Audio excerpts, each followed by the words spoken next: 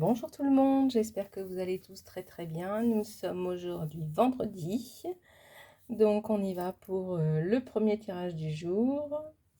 Hier vous étiez nombreux à à regarder le deuxième oracle. Alors je ne sais pas si c'était par curiosité ou parce que vous aimiez ce jeu-là. On verra aujourd'hui. Donc en tous les cas, premier tirage avec le nouvel oracle du Petit Lenormand. On y va. Dans le livre, c'est comme ça.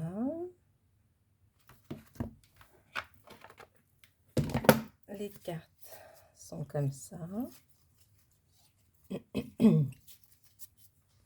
On y va. Alors, comme tous les jours, je vous rappelle donc que je fais un tirage pour vous et non pas pour moi, qu'il vous faut vous poser une petite question et choisir une des trois cartes.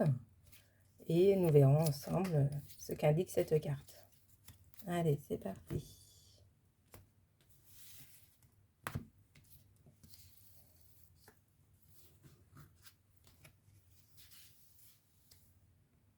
Allez. Carte numéro 1. Carte numéro 2.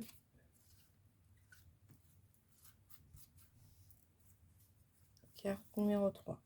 Hop.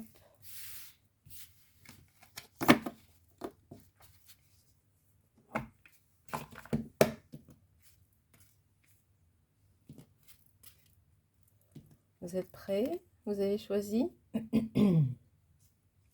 Alors, vous avez choisi quelle carte? Bon, pour tous ceux qui ont choisi la carte numéro 1, nous allons la découvrir ensemble. Carte numéro 1, le livre.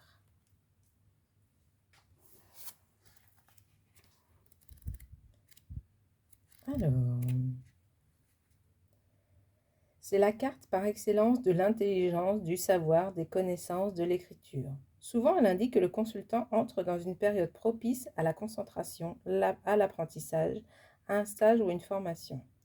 Dans certaines situations, la carte du livre signale que l'on doit mettre ses connaissances à plat et que l'on doit peaufiner un projet. Il faut approfondir. C'est le travail bien fait et appliqué. Plus généralement, c'est la lame du discernement, de la compréhension, mais aussi de l'introspection et de la réflexion. Sur le plan sentimental, cette carte symbolise la découverte ou la connaissance de l'autre. Voilà. Donc, carte numéro 2. L'homme.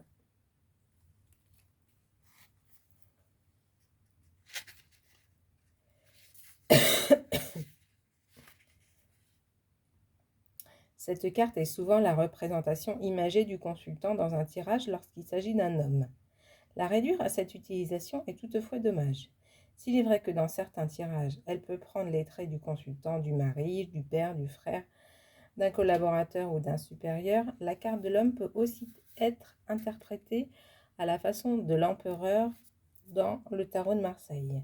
Ainsi, au travail comme à la vie amoureuse, elle présage un cycle d'équilibre et de stabilité. Bien entourée, elle signalerait que le consultant saura garder le contrôle des événements. C'est le sens de la performance, le besoin d'être droit au but ou à l'essentiel, la combativité, la capacité à lancer des projets. Carte numéro 3, la tour.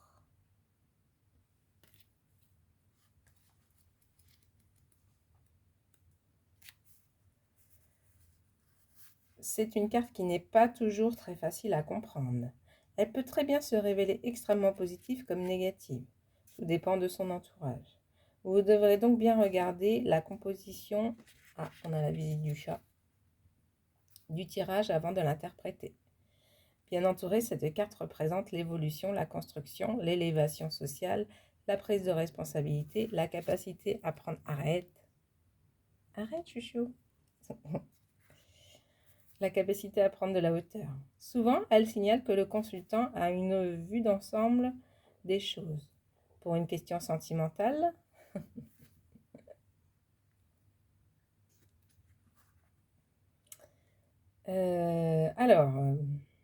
pour une question sentimentale, elle indique que la personne que l'on veut séduire n'est pas accessible. Pour une question relative à un couple, elle peut soit représenter la solidité de ce dernier, soit les difficultés avancées à deux. Mal entourée, elle représente l'enfermement, la prise de risque inconsidérée, les difficultés, la solitude. Bon, bah, le jeu aujourd'hui, hein, il n'était pas... Donc, merci Monsieur le chat devant l'écran. Donc là, je vais vous faire un deuxième tirage pour vous présenter mes autres jeux, l'oracle des animaux. Ça, si celui-là vous a pas parlé, bah, vous pouvez toujours tirer une carte sur l'oracle suivant. Je vais faire ça à partir d'aujourd'hui. Je vais tirer 2 jeux, comme ça vous faites votre petit choix. Tu t'en vas mon petit chat? Tes petits cœurs, tu dis au revoir aux gens? Au revoir les gens.